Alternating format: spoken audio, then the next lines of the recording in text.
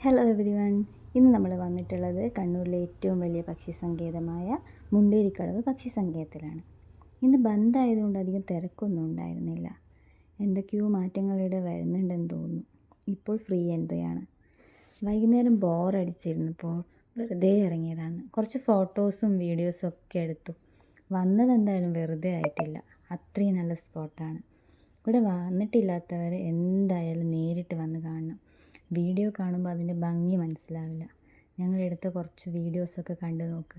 എന്നിട്ട് നിങ്ങളുടെ അഭിപ്രായം പറയണം കേട്ടോ.